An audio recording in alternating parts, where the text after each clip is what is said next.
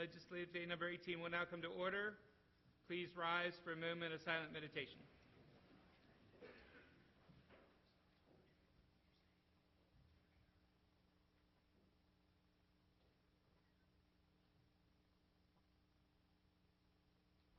If we could also keep former Baltimore County Executive Roger Hayden in our thoughts and prayers as well.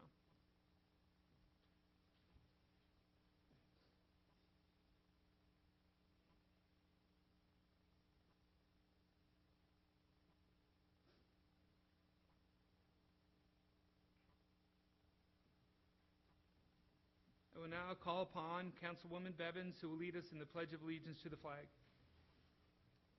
I pledge allegiance to the flag of the United States of America and to the republic for which it stands, one nation, under God, indivisible, with liberty and justice for all.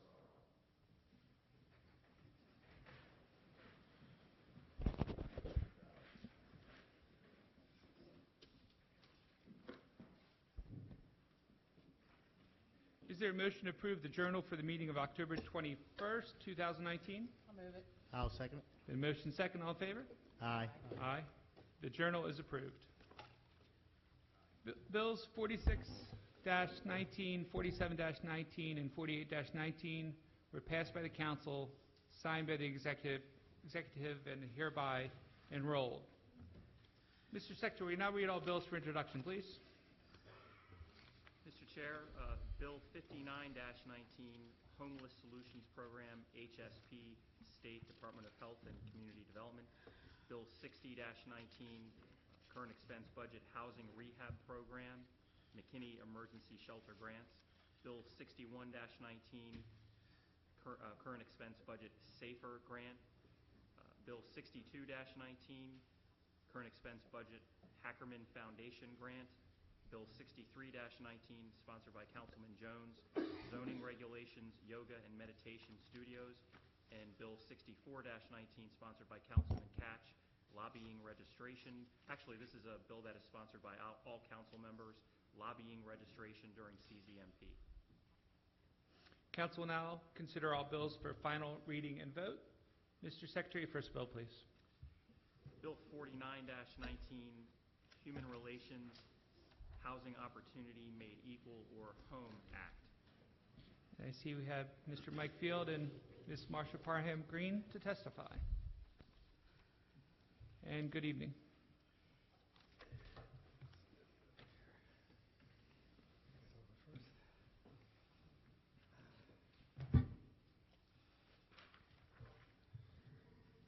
Thank you, Mr. Chairman and members of the council. The administration has introduced Bill 4919, also known as the HOME Act, which makes changes to the county's fair housing statute. The county already prohibits discrimination in housing based on race, creed, religion, color, sex, age, national origin, marital status, sexual orientation, gender identity or expression, status as a veteran, and physical or mental disability. Bill 4919 adds source of income to this list, meaning that you can't refuse to rent or sell a home to someone because of what type of income they have. Under the bill, source of income is defined as any lawful source of income paid directly or indirectly to or on behalf of a renter or buyer of housing, and is specified to include income from a lawful occupation, federal, state, or local public assistance, including medical assistance, disability benefits, veterans benefits, and housing or rental subsidies, gifts and inheritance, a pension, annuity, alimony, child support, or other consideration or benefits, or the sale or pledge of property or an interest in property. We created fair housing statutes in the past to protect residents from housing discrimination, and this bill presents an opportunity to expand this protection to another class of individuals who have faced that. Thank you. Thank you, Chairman Quirk and members of the council. I wanted to highlight the more important points made last week regarding the Housing Choice Program, Housing Choice Voucher Program, and how it relates to Bill 4919. The Housing Choice Voucher Program is a federally funded and locally administered program which helps qualifying residents bridge the gap between the cost of rent and the tenant's income. Today, Baltimore County administers approximately 6,000 of these federal vouchers. The vast majority of our participants are working families, seniors, and persons with disabilities. Right now, the county's Housing Choice Voucher Program has approximately 25,000 families on the waiting list, which results in an average wait of 12 to 14 years as of today. We made the determination to close the waiting list in July of last year. We felt that keeping it open was sending false hope to families that we potentially were going to be able to assist them. Other jurisdictions in Maryland have closed their waiting lists as well. A lot of misconceptions exist about who our voucher holders are. We know that about 94% are working, elderly, or disabled. This bill allows these program participants to have equal access to housing opportunities and fair consideration. The HOME Act is about affirmatively furthering fair housing and ending housing discrimination based on source of income. It will also allow us to deconcentrate pockets of poverty, increase socioeconomic diversity, and create real opportunity for advancement and affordable housing in Baltimore County. Thank you. Thank you. And if it's okay with other members, I'd like to do the amendments first, then we'll open up for questions and comments, if okay with the members. All righty. Mr. Secretary, can you please read the first set of amendments to Bill 49-19? Mr. Chair, the first amendment to Bill 49-19 would add a third exception to that aspect of the bill that already contains two exceptions. The bill, as it is now, has the two exceptions. One is the kind of the ability to pay exception, where one can still do credit checks and things of that nature in a lawful and commercially reasonable manner to determine one's ability to pay, and the other being the criminal activity exception. This amendment would add a third exception in essentially two parts. The first part would make the bill also not apply to the sale or rental of any dwelling containing no more than 4 separate living quarters therein if the owner does not own more than 3 such dwellings at one time, and the dwelling is sold or rented without the use of sales or rental facilities or services of any broker, agent, or salesperson or agent thereof, or person in the business of selling or renting dwellings as defined in the state government article of the annotated code. And then the second part to that exception would be kind of the owner-occupied exception, which is that the bill would also not apply to rooms or units in dwellings containing living quarters occupied or intended to be occupied by no more than 4 families living independently of each other, as long as one of those occupants is the owner in such living quarters. Are there any questions or comments from the council on this First Amendment? Is there a motion to approve this? Mr. Chair, Councilman Jones? I find it necessary if you guys indulge me. The idea here was to try to be cognizant of the fact that an individual that's not in the business of renting properties as a professional would somehow be excluded from the bill. Trying to make sure we protect the property rights of individuals. Is that correct? I should also mention that this is an amendment that is co-sponsored by Mrs. Bevins, Mr. Quirk, and Mr. Jones. And isn't it also true, Mr. Secretary, this runs very close to the federal law as well? Yes. Thank you. Any other questions or comments on this amendment? Just a question, Mr. Chair. So, if I understand the amendment correctly, is we are applying it where this applies to larger landlords and separates, has a different set of rules for those that own fewer apartments. Is that correct? Yes. Mr. Chair. Councilwoman Bevins? The premise of my amendment, Councilman Batoka, was since last year since the bill was originally introduced, I spoke with a lot of landlords that just had 1 unit or 2 units that, were left into the family and, they wanted it for their children or for their retirement. And, their mom and pop 1 and 2 units, and they really don't have the wherewithal for the paperwork. They don't have a property manager. They don't have a CPA. They don't have anybody to do all this work that needs to be done with these units, and they were really concerned about that. So I heard that a lot over last year, and that's why I put the amendment in. Thank you for that clarification, Councilwoman Bevins. I still am concerned about having, as it regards to, we're talking about discrimination on source of income. So we're having two sets of rules where one set of property owners can discriminate related to source of income, and another set of property owners can't discriminate on source of income. And I totally get it, and I appreciate that sometimes smaller operators enter into business and business becomes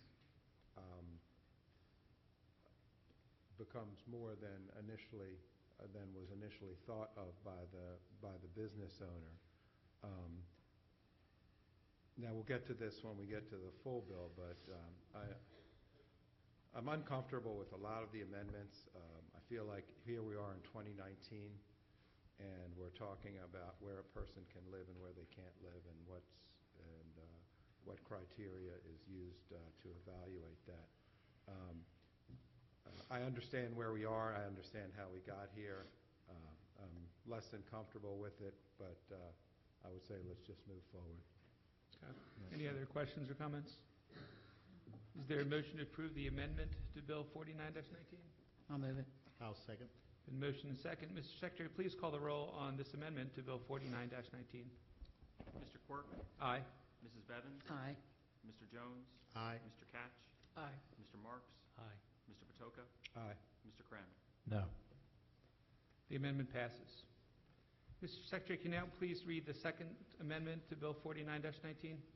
Yes, the next amendment would create what is called a landlord mitigation fund.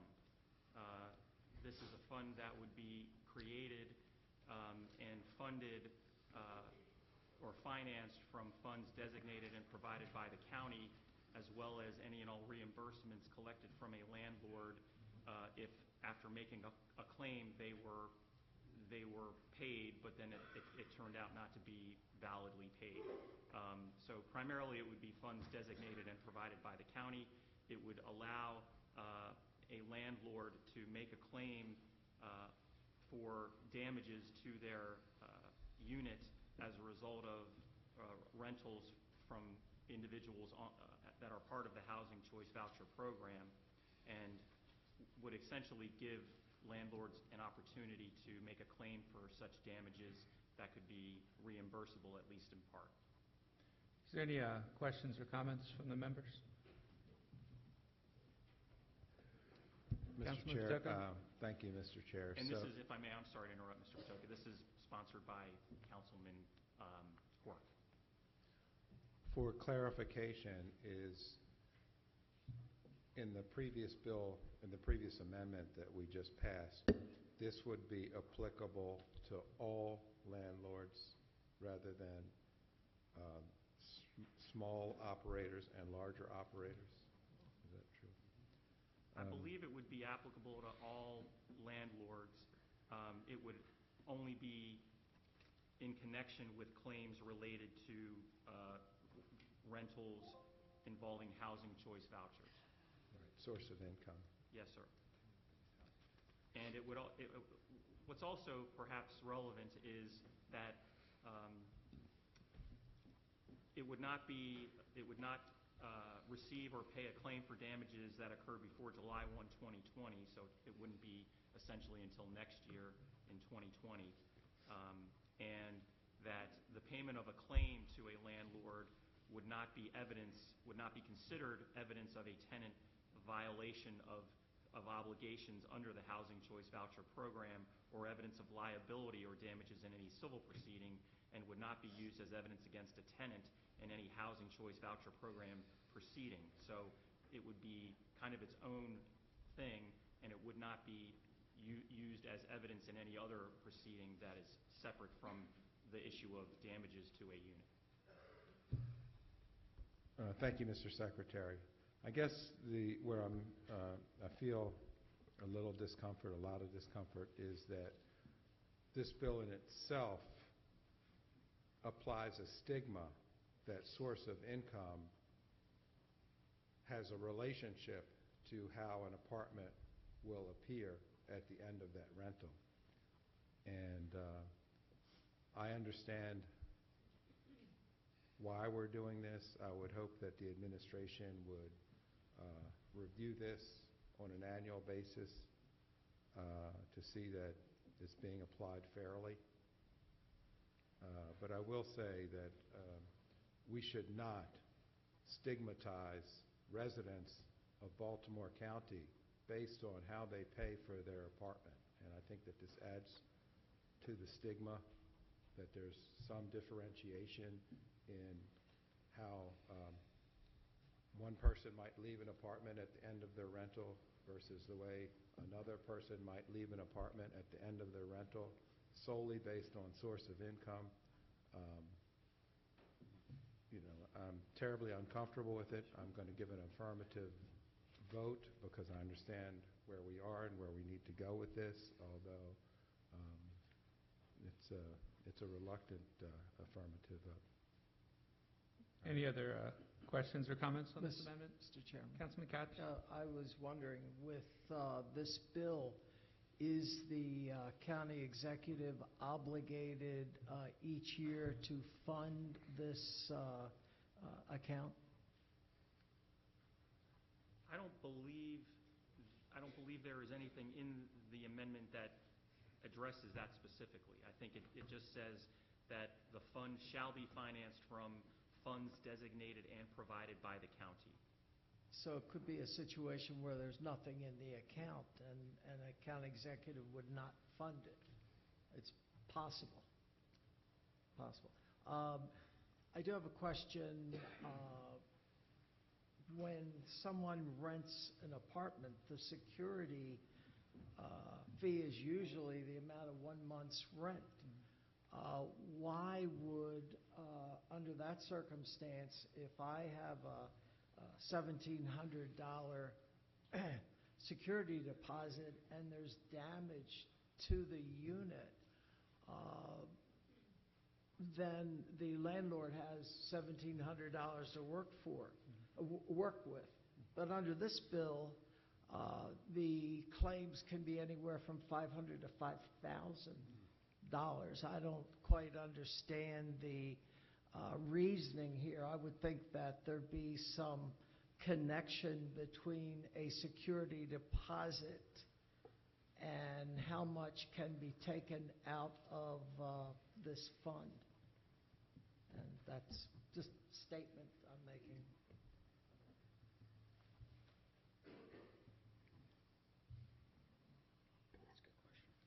Any, Mr. Councilman Chair, Crandall? I just want to be clear on this amendment. So taxpayer dollars help to subsidize the rent. And then if there's damage to the rental unit, the taxpayer then is on the hook for repairs for private property? Is that how this amendment reads? Does that crystallize this amendment, what I just said? The answer to your question is it would be the fund is financed from funds designated and provided by the county. So however that would be shaken county out. Monies provided to the fund, it also says, shall be treated as a grant to the fund, and the fund shall be charged for the reasonable expenses of administering the provisions. Okay, I'm clear. Thank you. Councilman Marks? Mr. Field, this makes me think back to the whole debate years ago about speed cameras, and we were trying to create a special fund using speed camera revenue. Remember that? Mm-hmm. I thought you had said that we have limitations on actually creating programs. Well, I mean, you create funds all the time. We do that all the time. We put this in Title 17 of the article. So I'm not sure I don't remember the discussion from a few years ago. I just thought we were, by the charter, there were limitations in the legislative branch actually creating funding categories. Well, you can't, I don't think that you can force the executive to fund it. That's a good question. That's the issue. That was an interesting question. Yeah, I remember that. Yeah. Okay.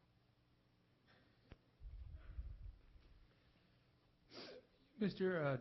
Secretary, I think given some of the concerns, perhaps we pull this amendment and we can always revisit it. So I'll withdraw the amendment. Very, very well, sir. All right, so let's open it up for questions, comments on this bill as one amendment. Who wants to start? Councilman Patoka. Mr. Chair, thank you. One of the things I will say with these amendments is I see many people were here at the work session.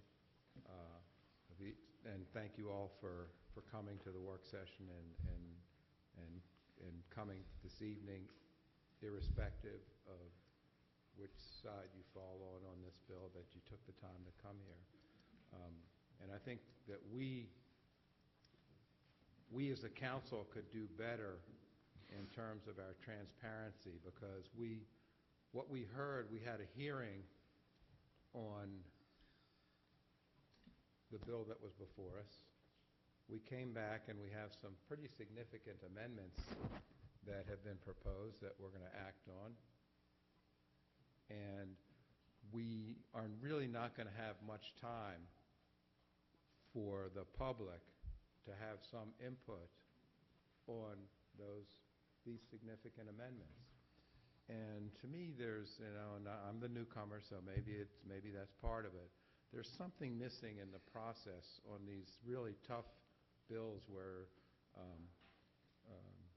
folks are very passionate and energized about, and we tweak them, but we never give a brief opportunity for the public to comment on the tweaks. And I think it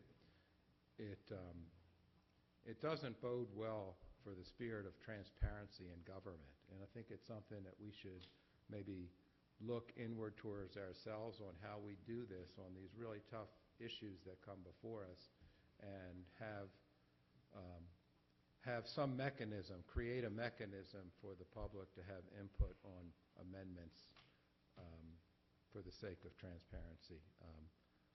I would have preferred this to be a clean bill with no amendments, and just, like I said earlier, in 2019, we're still talking about where a person can live and what qualifications a person needs to be able to live in that location.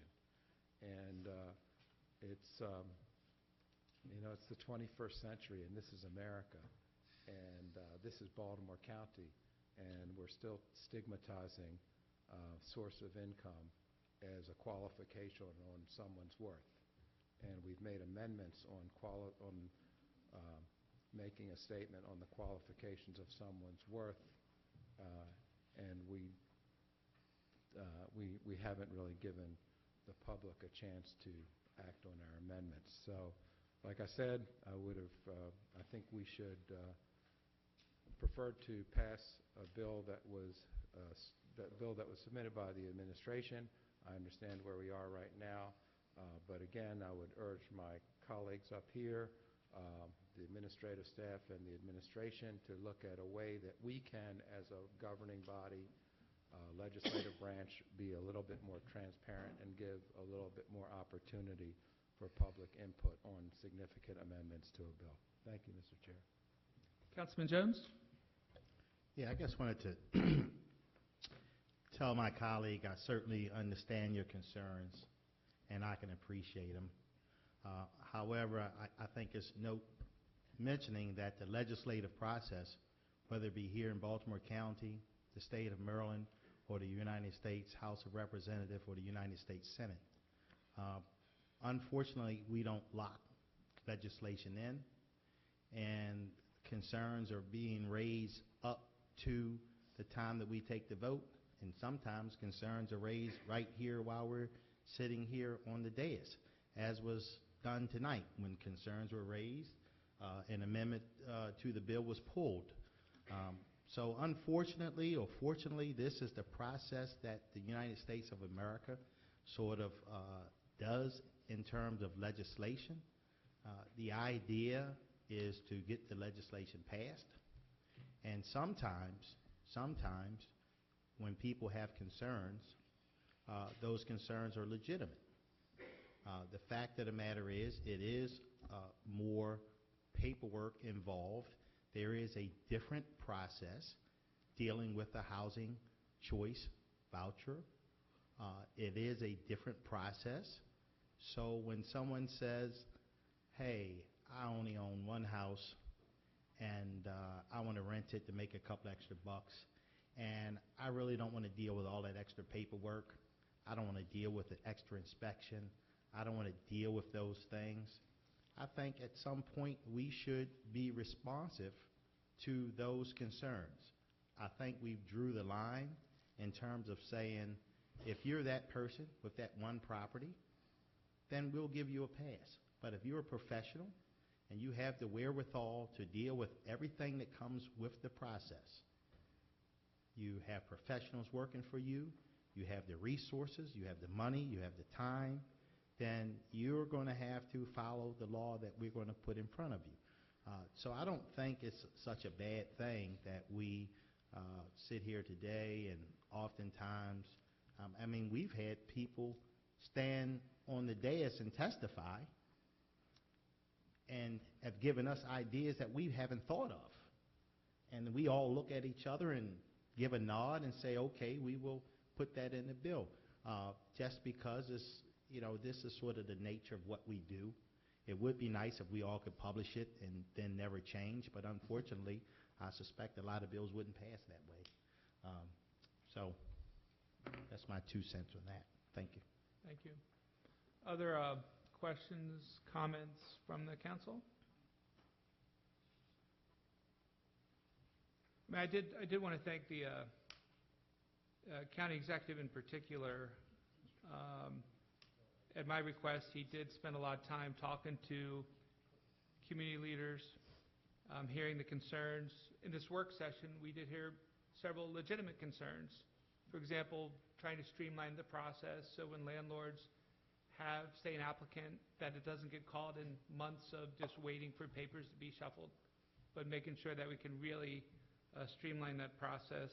And I know that the administration is going to make that a real priority. Making sure we have more proactive code enforcement, whether it's voucher or non-voucher. Community presidents and leaders don't want to feel like they're the ones that are responsible for long grass or problems, again, whether voucher or non-voucher. Any other questions or comments? One more, Mr. Chairman. Councilman Jones? Yeah, I think, I just want to thank everyone for their participation in terms of the public. We've heard from an awful lot of people. We heard from a lot of organizations, and we wrestled with this. We worked very, very hard to try to come up with something that will work. For me personally, I just see this bill at a basic level. Number one, we want to eliminate any type of discrimination. Now, that may come with an unintended consequence, like the veteran from the Coast Guard, and I thank you for your service. You came and mentioned how you had to go to 20 different apartment units and pay application fees, and that may be an unintended consequence. But I do believe that overall people should have a right to apply with different sources of income and not be discriminated against just because you don't like their source of income. People should have an opportunity to show up, apply, present themselves, and then based on the criteria established by the landlord, whether it be the credit check, whether it be their rental history, whatever it is, as long as it's legal, that criteria presented by the landlord is going to determine whether the landlord wants to rent to that individual. I mean, I received so many emails from people that have been scared, they've been frightened, and they've been told that this means that, all of a sudden it's going to look like the 82nd Airborne. All of these Section 8 vouchers are going to come out of the sky and invade their community. Well, I'm here to tell you, it's a lot to do about, and it's just not going to happen. There's 5,600 vouchers in Baltimore County.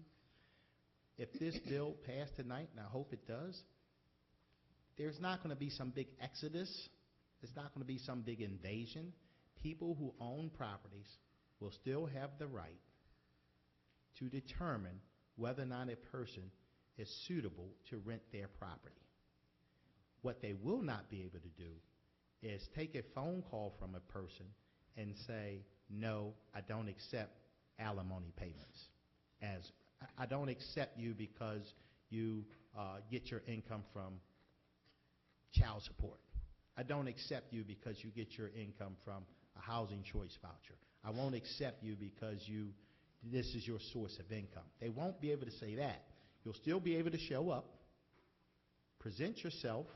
If you have good, whatever criteria they use, good credit, good rental history, you name it, they still will be able to say, no, I don't want you. And I guess I can't say that enough because people have been told that this means that someone must accept a voucher.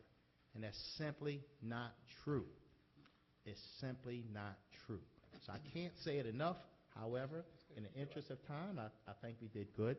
The other thing I want to say, for me, if you are truly interested in breaking systemic generational poverty, if you're truly interested in getting to a place where we have fewer housing choice vouchers, then you should support this type of legislation because the goal is to get people out of places where there's pockets of poverty. I had a lady call me, I don't want to mention her name, but she was upset that I was going to vote for the bill. Then I started to explain to her about it, and then she said, I was a teacher, I retired. And this is what we do in school. I pair the smart kids with the kids who need help. Because if I were to put the groups of all the kids together, then nobody would move forward. And it's the same thing here. Our goal is to move people who can use some help to a community with a great school and a great community, and then those folks can move forward and we can break the cycle of poverty. We have people that live in housing complexes in generations, 2 and 3 generations, still there. The kids grow up in the same environment, they see the same terrible things, and then they repeat. And then they have kids, and the cycle just goes on and on and on.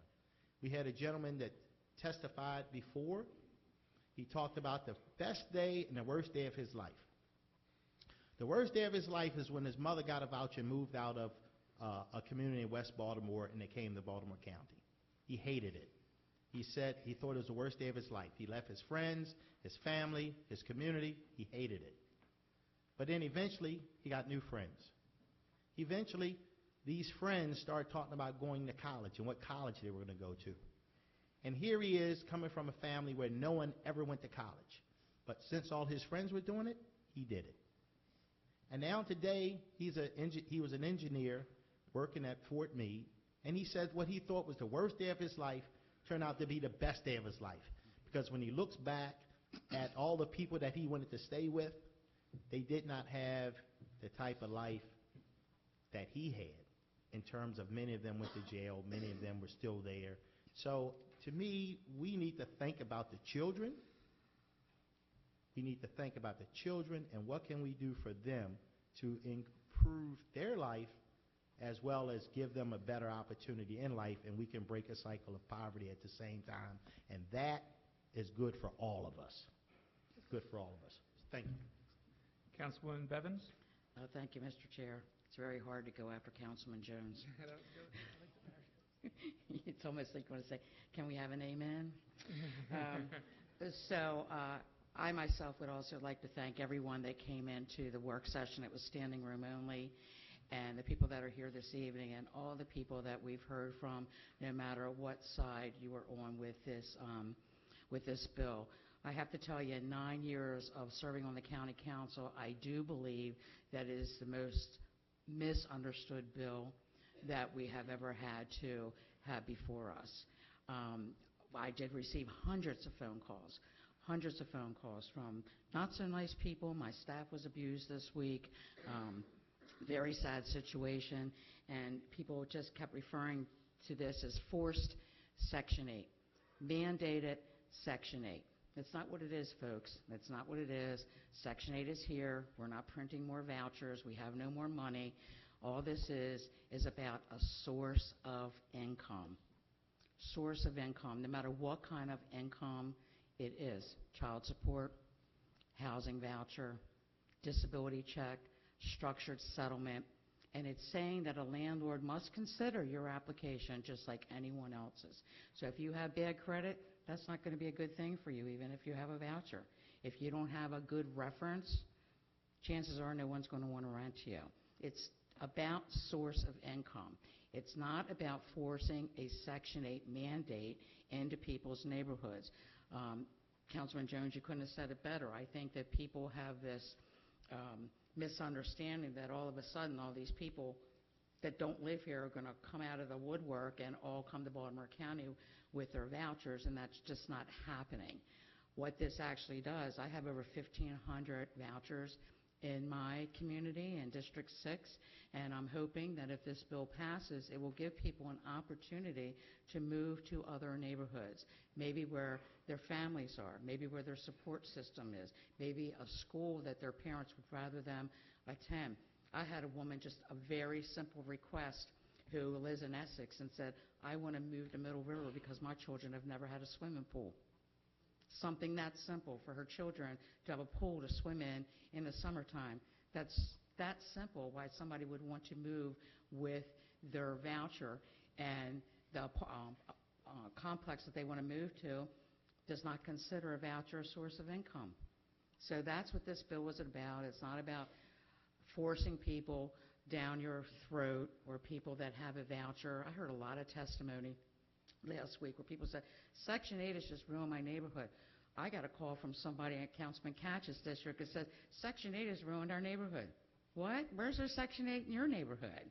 She doesn't live anywhere near the apartment complexes. I don't understand why people think that if there's crime or somebody's home during the day, that they must have a voucher, and they're not welcome in the neighborhood, and that's simply not true.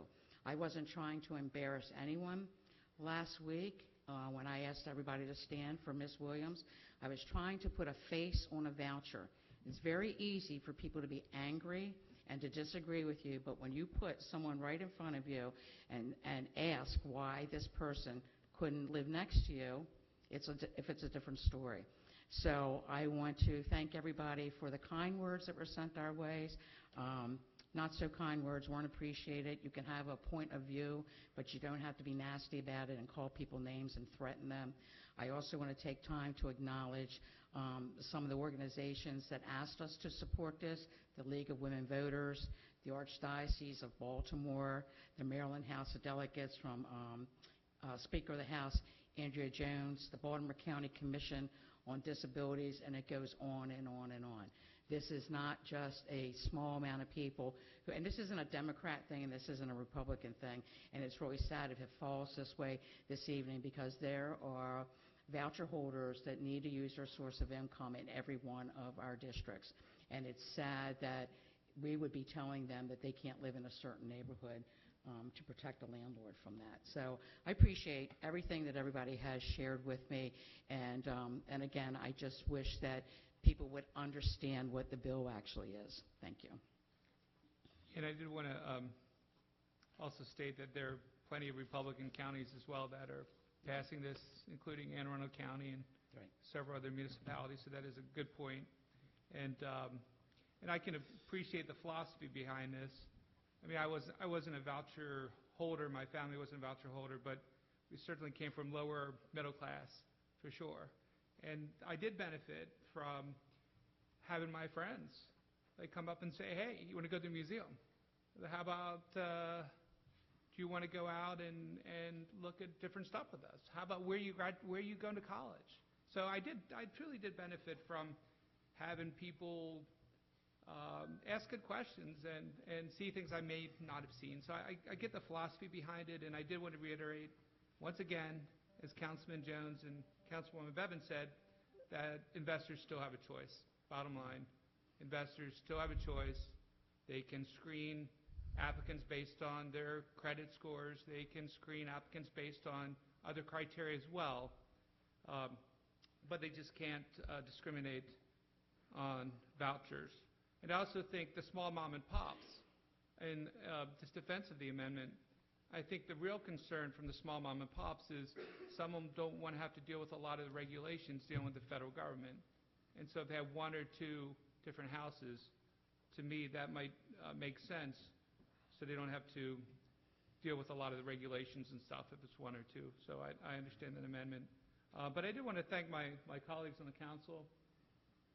There's very few issues that we need to get extra security on, and this might be one of them, and unfortunately. And so it is something that there's a lot of passion, and I think a lot of misplaced passion, and a lot of, unfortunately, misunderstanding.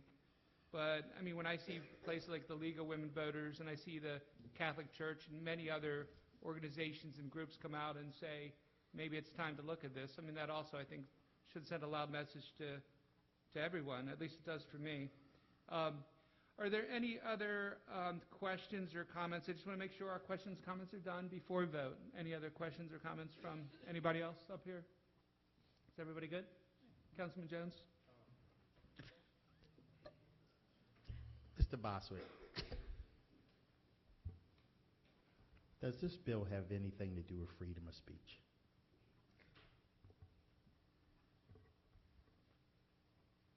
No, Thank you. not that I'm aware of. I beg to differ. Does, And I will Councilman respectfully Marks? point out that the Anne Arundel bill was passed by a Democratic executive and a Democratic council. Just wanted to What's that got to do with it? Well, I'm just saying there are partisan cleavages. I'm just pointing that out. I do want to also thank my colleagues. I think my colleagues approached this very thoughtfully. I think there were a lot of people who presented very thoughtful opinions on this bill. I think we've all learned a lot. For me, the words up there are very clear. Equality and liberty under law is the foundation of a government of free people. Both equality and liberty are important. And I just think we can achieve equal opportunity through a robust strategy that includes more than just this. That includes transportation, includes education, and many other factors, without sacrificing the liberty and rights to private property that are the foundation of our republic. Thank you.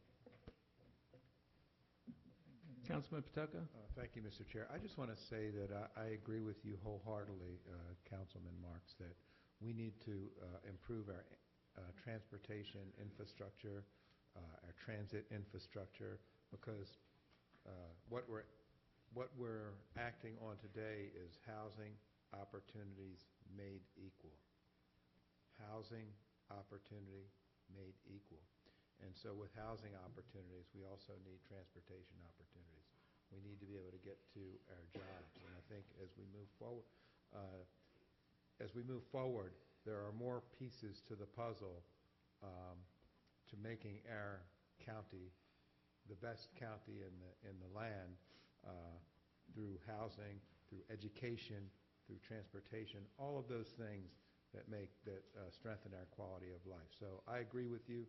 This is just one component of many that we'll act on, and the county executive has taken strong leadership on that pushes us forward to being a stronger county. Other questions or comments before we vote? Any other questions or comments? All right, is there a motion to approve Bill 49-19 as amended? I'll move it. I'll second. Been a motion and second. Mr. Secretary, please call the roll on Bill 49-19 as amended. Mr. Quirk? Yes. Mrs. Bevins? Yes. Mr. Jones? Aye. Catch? No. Mr. Marks? No. Mr. Patoka? Aye. Mr. Crandall? No. Bill 49-19 as amended is passed.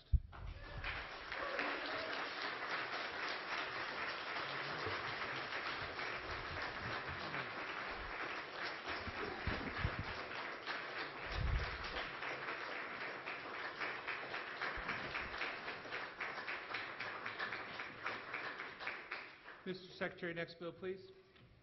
Mr. Chairman, next is Bill 50-19, Current Expense Budget RSAT State Prisoners Grant Program. And I see we have Ms. Gail Watts is here to testify.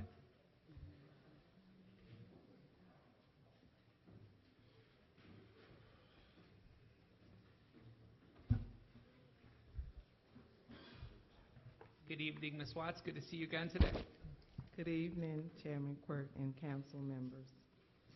The administration is requesting a supplemental appropriation of federal funds totaling $33,000 to the RSAT, Residential Substance Abuse Treatment Program, State Prisoners Grant Program, Gifts and Grants Fund Program. The funds will be used to support the salary of a full-time aftercare coordinator who will assist with the transitioning of inmates participating in the RSAT program at the Baltimore County Detention Center into community aftercare programs upon release.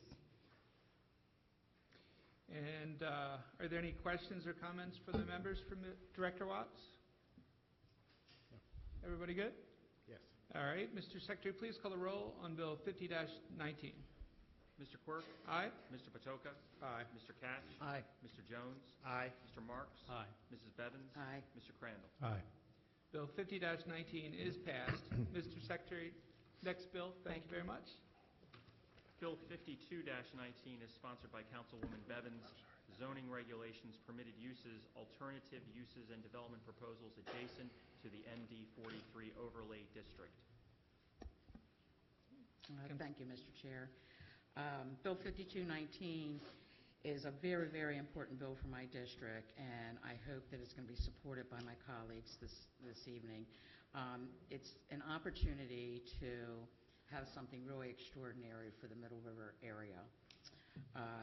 The developer of St. John's property and Mike Carruthers, who the fields would be named after, has worked with the community for a very long time to figure out just the right project to put in this area. And they've added things, they've taken things away, they've added things, they've taken more things away. But at the end of the day, the Mike Carruthers Fields at 43 will have an aquatic pool, it will have several fields, it will have a dorm-like building for athletes to be able to spend the night in.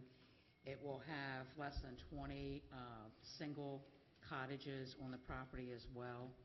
And this is really an opportunity for folks who live in Middle River to have to keep open space for one.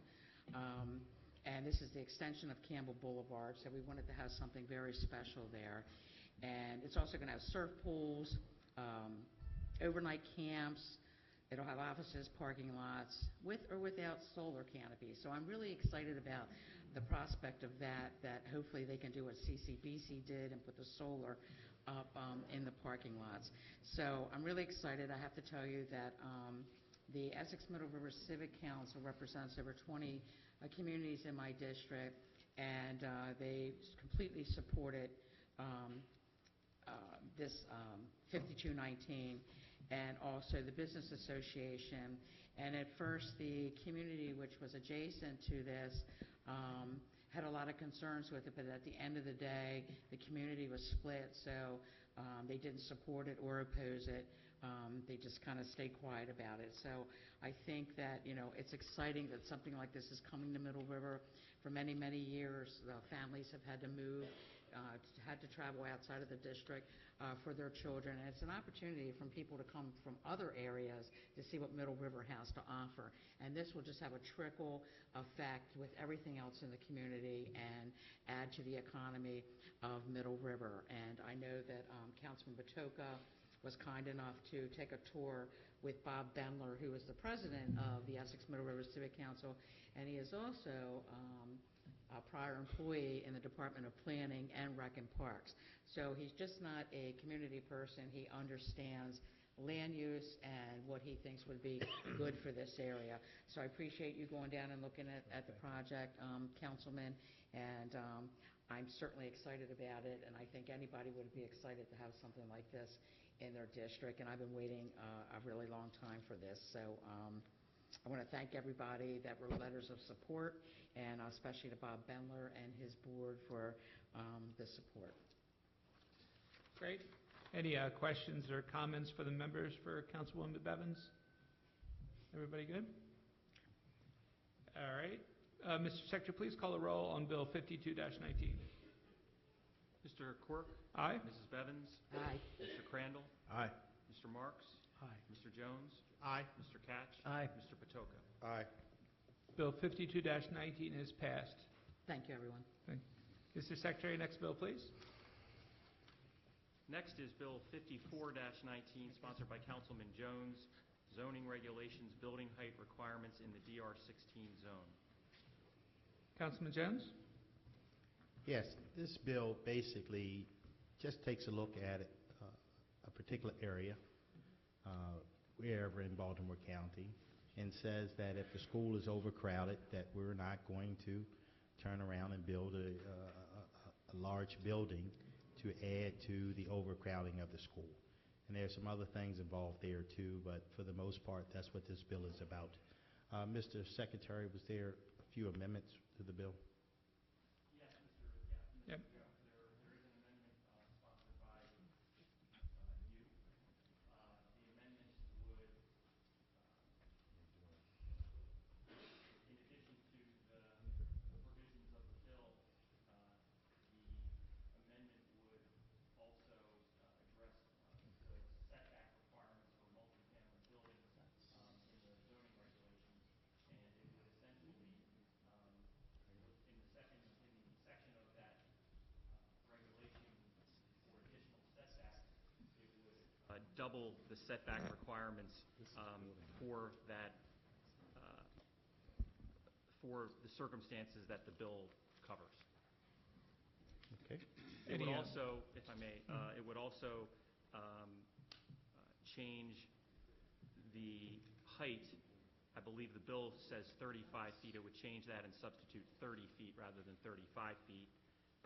And there is a technical amendment that would, at the end of the bill, in the Section 2 part of the bill, that would change, that would strike state-rated capacity and substitute enrollment, and also take out, after 105%, it would insert state-rated capacity. So it just makes that sentence read accurately or grammatically correctly.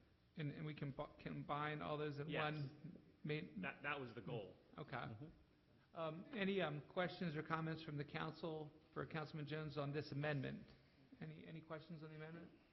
Everybody okay? Is there a motion to approve this amendment to Bill 54-19? So moved. Second. Moved and seconded. Mr. Secretary, please call a roll on the amendment to Bill 54-19. Mrs. Bevins? Aye. Mr. Quirk? Aye. Mr. Patoka? Mr. Jones?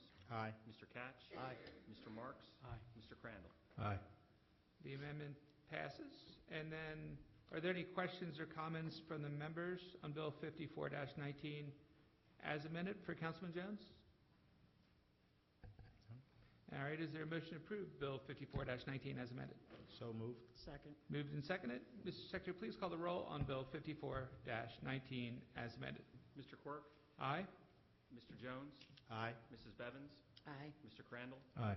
Mr. Catch? Aye. Mr. Patoka? No, aye, I'm sorry. Mr. Marks? Sorry. Mr. Secretary, that was the affirmative. Yes, sir. Make sure that the record is correct. Anybody else need to be called on this?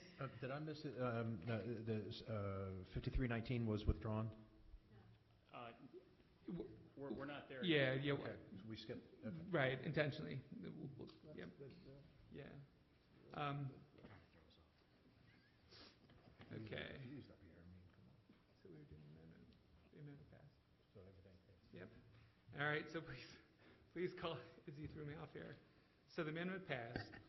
And And the bill. the bill is passed as And- amended. Yes, and so, yep, the bill 54-19 as amended is passed. Mr. Secretary, next item, please. The next would be 53-19, development comprehensive zoning map process. Yes, Mr. Secretary, Mr. Chair, we're going to withdraw that bill. So Bill 53-19 is withdrawn. Thank you, Councilman Crandall. That's a good deal. Really good. All right, Mr. Secretary, now the council will consider all fiscal matters. Extensive testimony was taken at the council's work session on October 29, 2019. The witnesses who testified at the work session are available to restate their testimony if needed. If a council member has any questions regarding a particular fiscal matter, that item will be discussed as a separate issue. I'll now call upon the Secretary to read the cover letter for Fiscal Matters 1. Mr. Chairman, Fiscal Matter 1 is a contract with Towson Economy Auto Rental for automobile rental to claimants from the Office of Budget and Finance. And are there any questions or comments from the members? Hearing none, is there a motion to approve Fiscal Matter 1? So moved. And I'll second it. Mr. Secretary, please call the roll on Fiscal Matter 1. Mr. Quirk? Aye. Mr. Jones? Aye. Mr. Crandall? Aye. Mrs. Bevins? Aye. Mr. Marks? Aye. Mr. Catch? Aye. Mr. Patoka? Aye. Fiscal Matter 1 is approved. We now consider miscellaneous business. Mr. Secretary, first item, please. Mr. Chair, whenever a contract over $25,000 is awarded by a process other than formal competitive bid, it is required that a copy of the contract be given to the County Council and the nature and parties to that contract be announced by the Secretary at the next legislative session following the award. There are 5 such contracts on the agenda this evening. The first is with C&D Municipal Sales Incorporated for impellers and casing wear rings, total of $67,194. Next is a contract with Rupert Landscape Incorporated, de-lipping ball diamonds, multiple county sites in the amount of $365,888.91.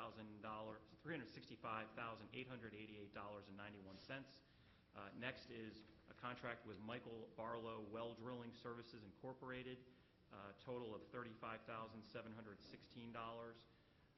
Next is a contract with Agilent Technologies Incorporated, the amount of $105,861.55.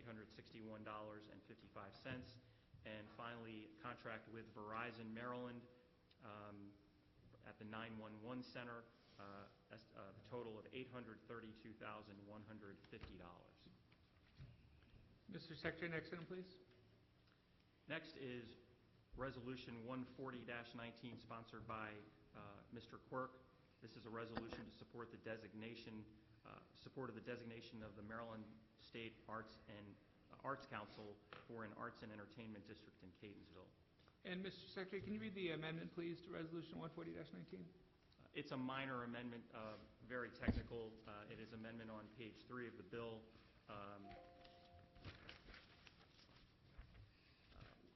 Where, actually it's, let's see. Right, on page 3 of the bill, where it would replace, where it does not say, it just says arts and entertainment, it leaves out district. So this amendment would merely insert that word district. So it reads Catonsville Arts and Entertainment District. Any questions or comments? Seeing none, I'll move to approve the amendment to Resolution 140-19. Is there a second? I'll second. The motion second. Mr. Secretary, please call the roll on the amendment to Resolution 140-19.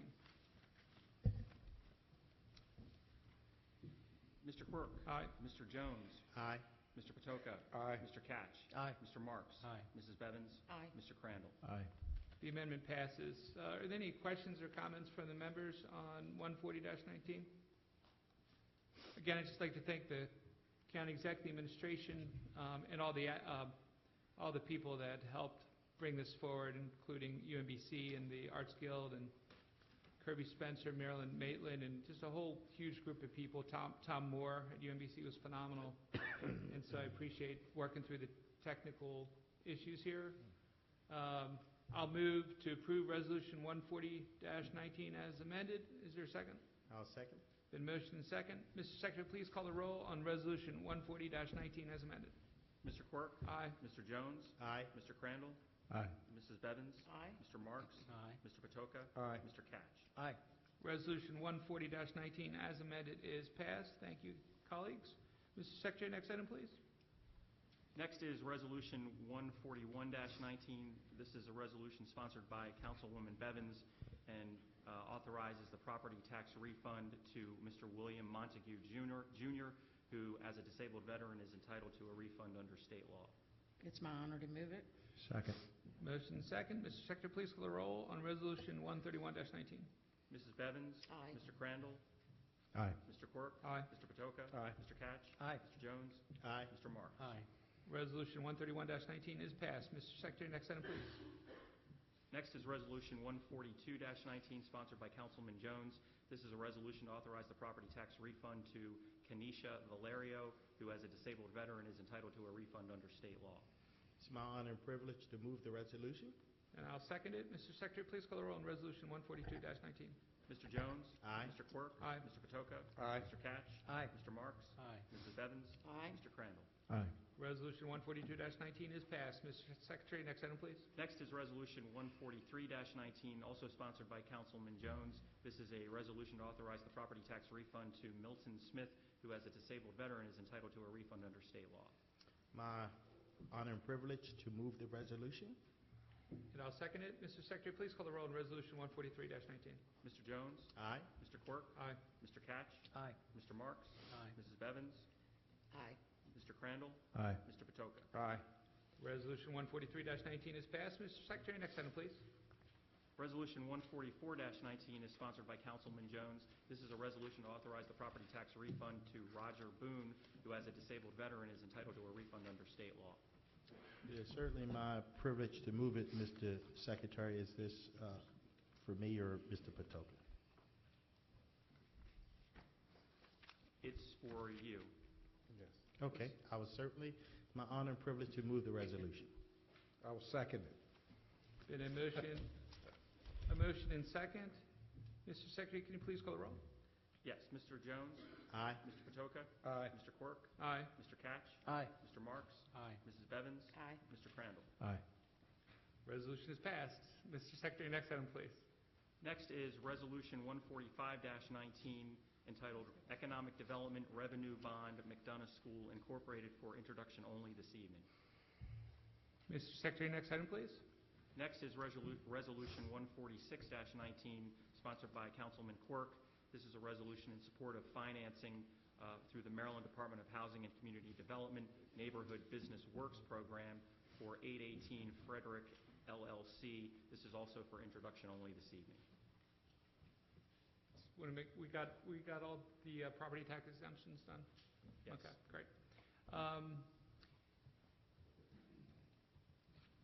Any other thoughts or comments? Everybody good? All right, Mr. Secretary, any farther business come before the council? There is no further business, Mr. Chair. Is there a motion to adjourn the meeting? So move. Second. Aye. Motion and second, all in favor? Aye. Aye. Meeting is adjourned. As is customary, anyone who signed up prior to the meeting with the Secretary is allowed up to 3 minutes to speak. Mr. Secretary, are there any speakers signed up for this evening? There are 8 speakers signed that signed up earlier, Mr. Chair. Okay. And so when I call your name, please come up to the speaker's desk.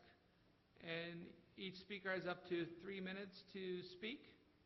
And so I'll call the first person and the second person when it can sit up in the chair inside the chamber. Kevin Addix, first speaker, followed by Cheryl Gottlieb. Mr. Chair. Yes, Councilman Jones. If I could, I'd just like to explain to some in the audience, come on up, sir, to some in the audience that this is one of the things that make our body great in terms of local government.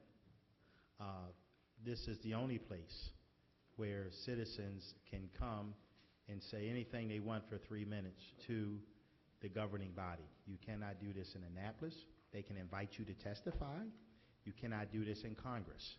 This is the only place at the local level where citizens can sign up and for 3 minutes speak to whatever issue they want. So, thank you.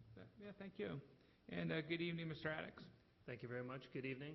And good evening, Mr. Chairman, members of the council. I'm Kevin Addicks with Grow and Fortify. I serve as director of the Maryland Wineries Association, Brewers Association of Maryland, Maryland Distillers Guild, and we're working with a number of other agricultural and value-added agricultural entities around the county. And I'm here to address a bill that has been submitted and which will be heard in the next few weeks, number 5719. It's an agricultural building code exemption bill. I wanted to thank Councilman Catch for submitting that bill, and I have heard that Councilman Marks may be supportive of that as well as a co-sponsor, so thank you for that. The importance of this bill, just to give you a preview of it, is that it creates a nexus between Baltimore County's code and a bill that was passed in the legislature this past session, which added a number of counties to an existing exemption which allows agricultural buildings that are used for agritourism functions. So imagine wineries, but potentially farm breweries, potentially pumpkin patches, whatever it may be. It allows agricultural buildings used in agritourism settings to be exempt from the standard building code as long as they meet two qualifying factors. First, they must be structurally sound, and they must meet or exceed ingress and egress requirements. And part of the reason why this bill is necessary is that the public in the last number of years has been increasingly interested in coming onto farms, and part of that experience is touring and going through agricultural buildings, which may be 100 years or more old. So it is part of the farm, it's part of the history. To bring those buildings up to current modern code would essentially mean dismantling the building and building a new building.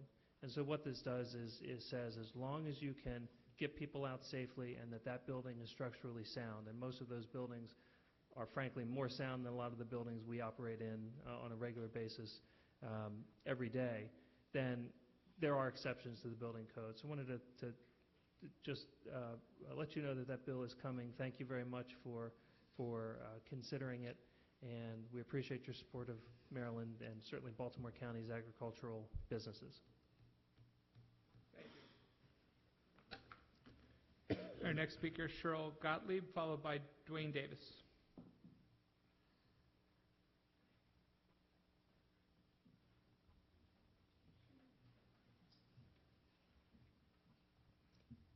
And good evening.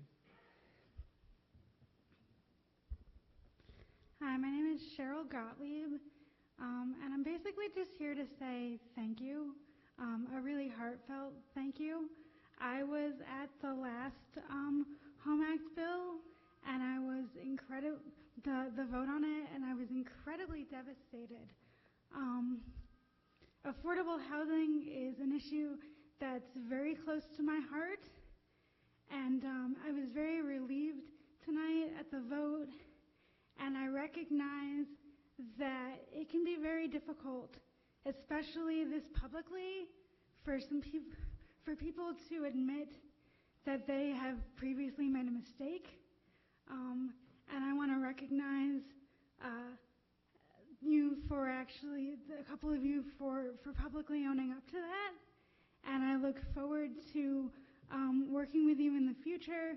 And I hope that you don't get too many additional nasty phone calls, because I know how difficult that is, and that we can work together to educate the community on what the existing previous housing laws say, as an addition to what this bill actually does, because I think there's a lot of misunderstandings all around having to do with existing law as well.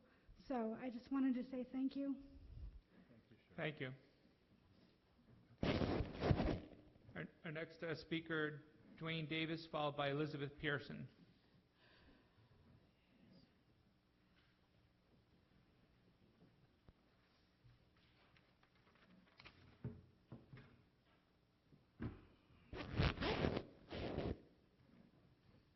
Let me get my paperwork right.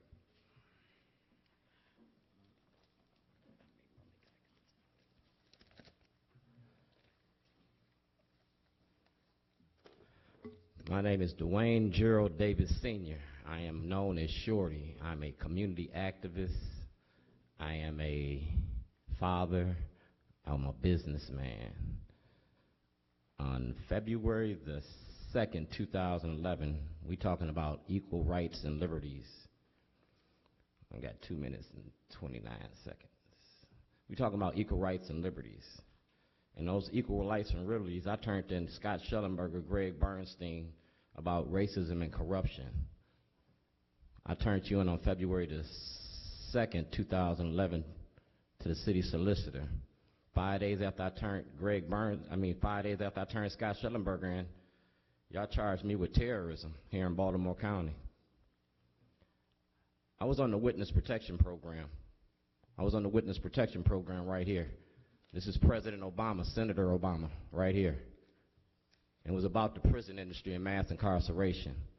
Right here. I gave this to Scott Schellenberger in 2008, long before I got locked up in 2011. All right? President Obama. This is Mikulski, Cardens, Dutch Rupersberger. This is about Baltimore County's detention center and the prison industry. I'm a whistleblower on the courts, and I'm a whistleblower on your prison industry. It's right here. You got 135 inmates that you don't want to talk about. You got 10,000 cases that Scott Schellenberger is going to have reversed and remanded. Mr. Fields, what's a whistleblower's protections in Baltimore County? What are whistleblowers' protections in Baltimore County if you blow the whistle? Just like the whistleblower on Donald Trump, if I blow the whistle on you and the corruption here in Baltimore County, what are my protections? Because I was incarcerated. I was kidnapped. I was charged with terrorism for blowing the whistle. Right here's the cases. City, county, state, and federal levels. Case number 24 CF 210-009191. Maryland case 082560704. These are cases that I gave y'all, and y'all sat here and had us pledge allegiance.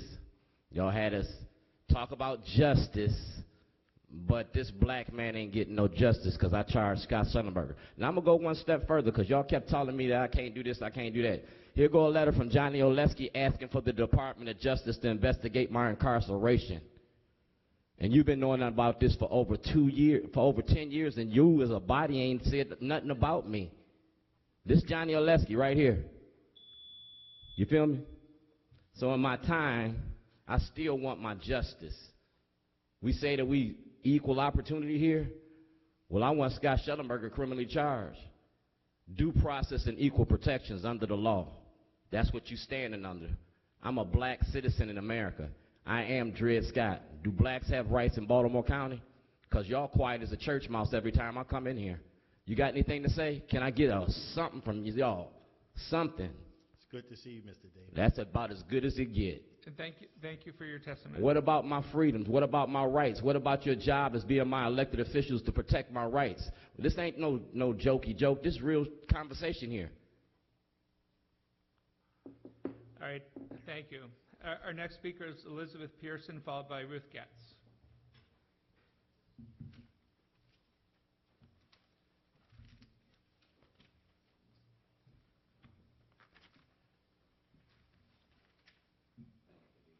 Thank you, Mr. Davis.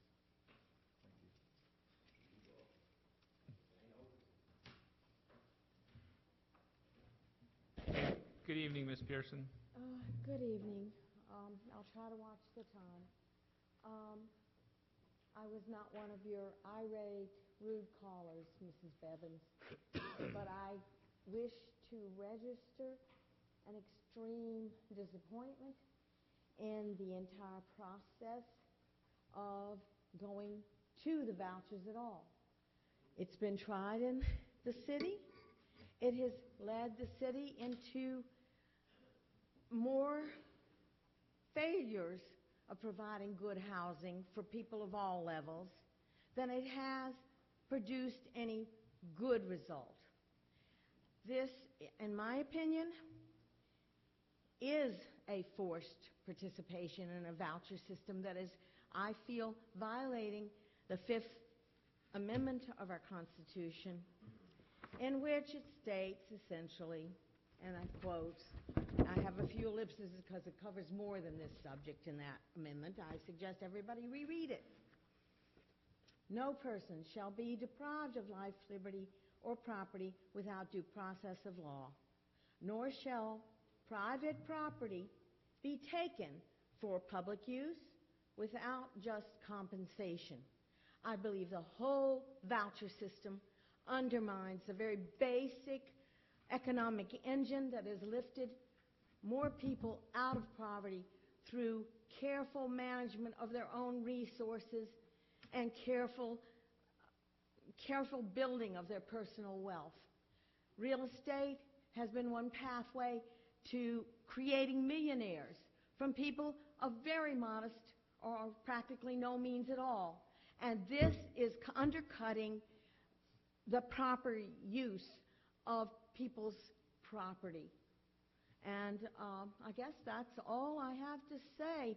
How disappointed, too, I am in the failure to create meetings where the busy people who are trying to struggle to pay the taxes are essentially excluded because they're out working.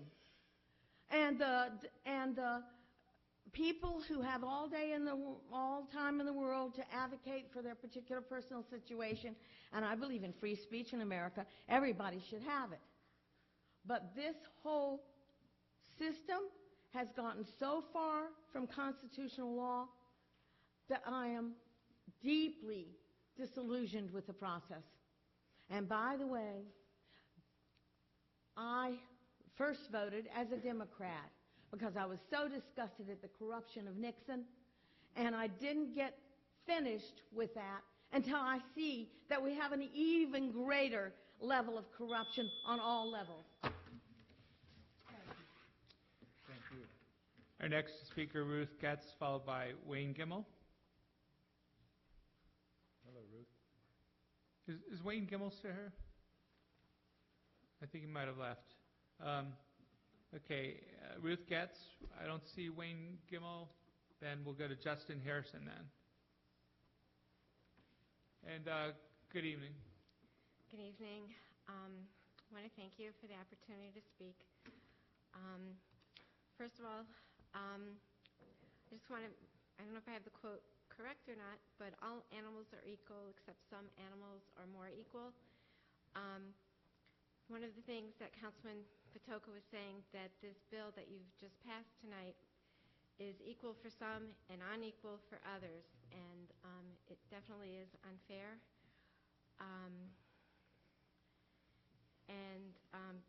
Because he also mentioned that the amendments that you put on that bill were so confusing. I don't know how a simple landlord can understand, because I certainly, as a regular person who's not involved in law and all these things, I found them to be very complicated. So I just think it's going to bring a lot of misunderstandings from people, and just by saying, well, people that are developers and they're rich and they can afford lawyers and all that stuff, they can afford to pay for all of these things, is like such an unfair thing to say, to determine how an individual, no matter how rich they are, that you can decide that they can afford something is just not fair, in my opinion. And I want to thank Councilman Patoka for mentioning the spirit of transparency that is needed on this council. And another comment I'd like to make is government cannot get people out of poverty. As much as you help them, we've been fighting the war on poverty, it seems like my entire adult life, and we're still fighting it. And the only way that people actually get out of poverty is for the individual to take responsibility for their lives and their actions, not the government providing them aid, financial aid. And also one other thing that's a little difficult for me to speak publicly, but I kind of want to mention, Councilwoman Bevins had mentioned all the rude phone calls that she received, but this summer she had made rude comments about people mostly Republicans and people and Trump supporters. I don't remember her exact wording, but it definitely wasn't nice what she said. So I just would kind of like an apology for that as being a Republican. Well, next time I come back, I'll have the quote. I just didn't have time to get that exact quote, but you did. It was out there that you did insult Republicans and Trump supporters.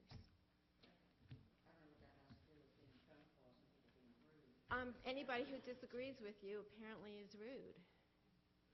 That's all. All right. Well, how about our next speaker, Justin Harrison, followed by Shannon Darrow. Well, I still have 3 seconds. Have you not? I'm sorry. Have you concluded or no? I thought you were concluded. Would you? How much time we have? You can continue if you have a couple. How long? 5 seconds. Can we reset the clock, Mr. Chairman? I'm okay. Sorry, I thought you were done. I did not mean to. Would you like to conclude your remarks? I'm happy to conclude your remarks. I'm trying to. Thank you, Ruth. Yeah. I'm trying to sound like one of them refs at the football game. Yeah. A timeout Sorry was about called. this, Can we guys. reset the clock? I thought to you had 33 concluded. seconds. That's what it was last time. Okay. Our next speaker, Justin Harrison, followed by Shannon Darrow.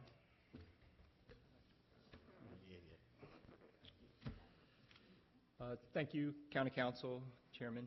I'm actually here representing myself, but I also serve on the Baltimore County Farm Bureau Board. I've worked alongside the Maryland Agricultural Resource Council, the Valley Plannings Council, and as well as the Maryland Agricultural Land Preservation Foundation. And I'm here specifically regarding County Council Bill 5719, which does deal with agricultural buildings and use. I do believe that in this day and age, any business, and tonight we've talked about businesses that deal with real estate, they are always struggling to increase their revenues somehow. But this is most importantly when it comes to Baltimore County farms, I think in general, and I lived through that. I'm a 4th-generation farmer. Our family has operated on the same piece of land since the mid-'60s, early '60s. We've had farmland in this area since the '40s. And in most cases, most of that agricultural growth is diminishing or decreasing at an alarming rate. I think that in general, we are becoming more and more disconnected with the way that we grow food. We have fake meat. We have milk that is derived from plants instead of animals. We have franchise stores that they call themselves farmers markets, and they're not really a farmer or a market in general. One of the things that my wife, my family did was we began and operated a farm brewery. We own Pharmacy Brewing, which is at 3100 Black Rock Road. It's in northern Baltimore County. We took out $300,000 to start that business, which is definitely not a pittance by any means, but it was everything that my wife and I had. We didn't have a house. We live in an apartment on the farm adjacent to a barn, and we have a 13-month-old daughter. Our business finally is up and running, but it took us 4 years to go through all of the permits and the hurdles that were involved in the process of taking an existing agricultural structure and turning that into a business.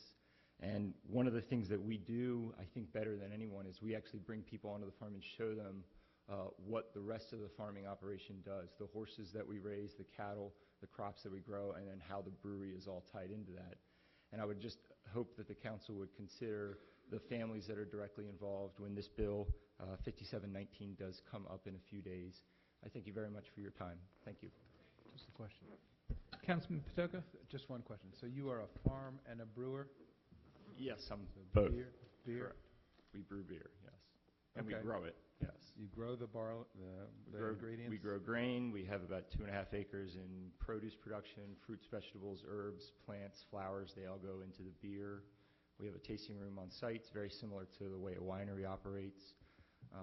In our particular circumstance, this 5719 bill didn't exist at the time. We went through the entire process for building code and brought it up, and it did in fact take us an engineer, an architect, about 2.5 years of planning and going back and forth with the inspectors and permit reviewers with the county to take an existing structure and bring it up to code so that we could have a small facility that has an occupancy of 40 people. How's business going? It's good. I'm hoping that it continues to grow, but we've only been operational since the middle of August. So, Mr. Chair, I think that would be a great site visit for this. There you go. Sure. Might be due. Might after tonight. Thank you. Thank you very much. Thank you. What's the name of your beer? What's the name of your beer? What is it called? Pharmacy. F-A-R, like farm, pharmacy. Pharmacy. Yeah, Got it. there you go. Pharmacy Brewing. Buy local at Pharmacy Brewing. And then our last speaker for the evening is Ms. Shannon Darrow.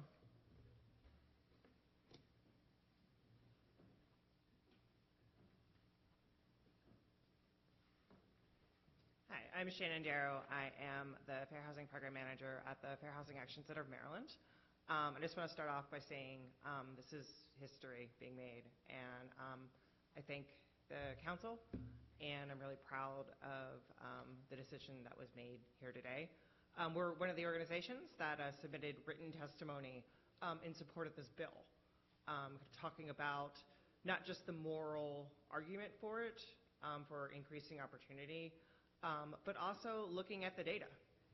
You know, there are other counties, Montgomery County, Howard County, they're some of the most prosperous counties in the country. They have great schools. Anne Arundel County just passed a source of income protection. And we strongly encourage Baltimore County to do the same. And I also want to speak not just in my professional capacity, but I'm Baltimore County. I grew up in Baltimore County. I grew up in Timonium. And I know firsthand, like my parents were from some of the more working class parts of Baltimore County. My mother was from Rosedale. My dad was from Middle River in Bevans's district. And I was able to grow up there because they wanted us to have better opportunities. And I remember my mom worked in the Head Start program with very low income families. And when she would go to Walmart, she would see her parents there, taking the light rail out there. So I know the impact that being able to live in these great neighborhoods has.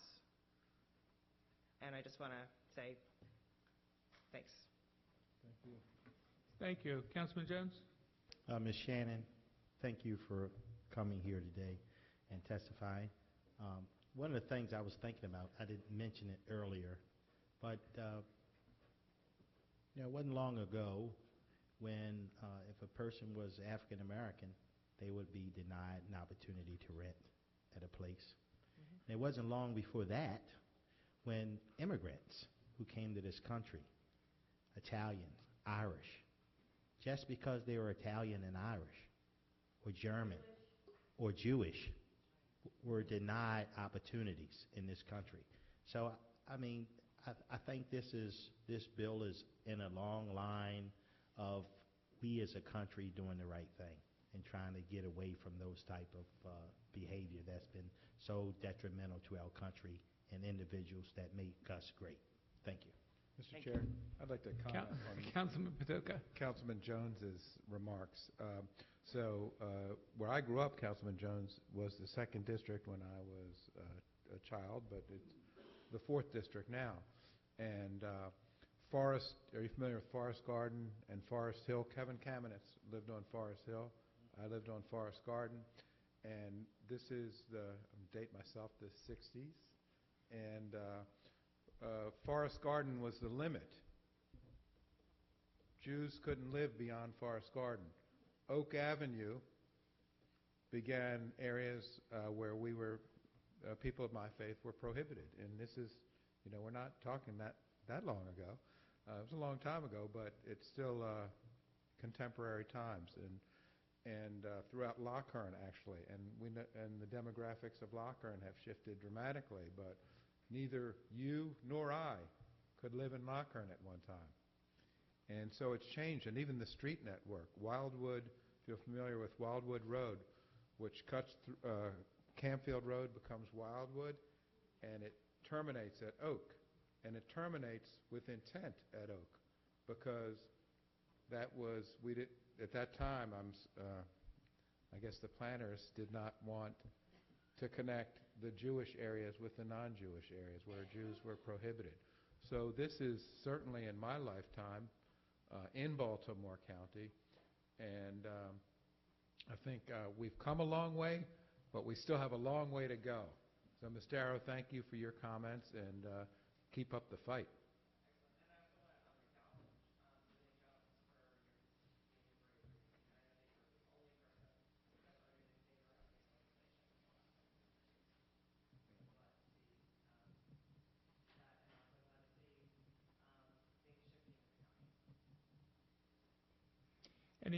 Any other thoughts or comments before we all adjourn and get out of here for that night? Everybody good? All right. Well, that concludes today's legislative session. I wish everybody a safe drive home. Thank you for participating in democracy.